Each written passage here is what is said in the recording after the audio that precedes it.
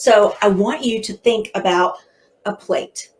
I want you to think about a plate about the size of a paper plate. That's a 9-inch plate. And you might draw it somewhere in your workbook, maybe on the back of a sheet of paper, or just a scrap paper if you have one.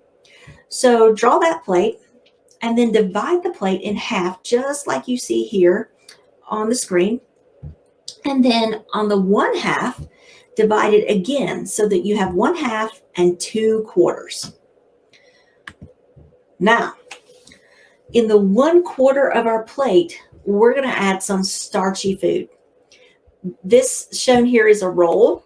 It could be rice, it could be potatoes, it could be sweet potatoes, it could be any number of starchy foods. Cereal, bread, corn, peas, lima beans, anything starchy goes here.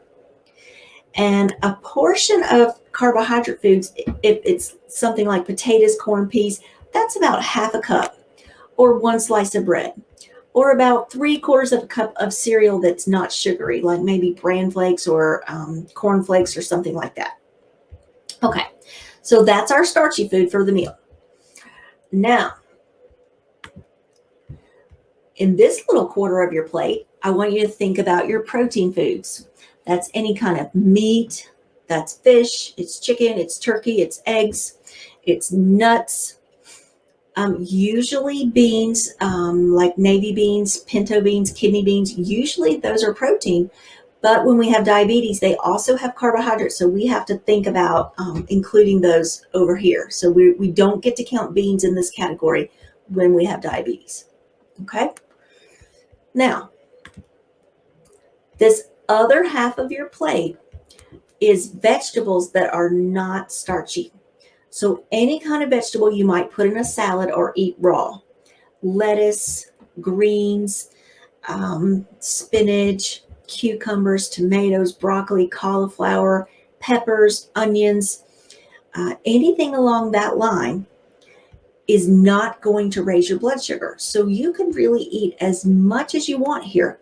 You should fill up to at least half a plate. And if you're still hungry, you can eat seconds or thirds or however much you want of those non-starchy vegetables.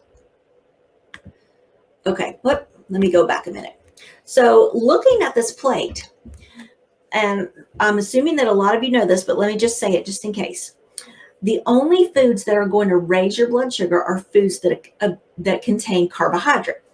So protein foods don't contain carbohydrate. Vegetables that are not starchy don't contain much carbohydrate. They don't contain enough to worry about. And fats like butter, cheese, oil, they don't contain carbohydrate. So the only thing on this plate that's carbohydrate is the starchy food, the piece of bread. Okay, so if we just look at this plate right here, we only have 1 serving of carbohydrate. A normal meal should contain 2 to 3 servings of carbohydrate. So where's the rest coming from? Guess what? We get to add a piece of fruit, 1 standard size piece of fruit about the size of a tennis ball, and we also get to add an 8-ounce glass of milk. So some of you, just the bread and the piece of fruit are going to be enough. That's going to be about 30 grams of carbohydrate.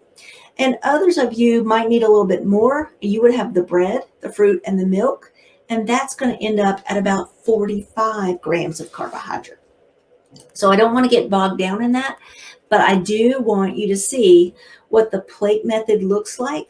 And if you learn nothing else from this little workshop, this is the plate method.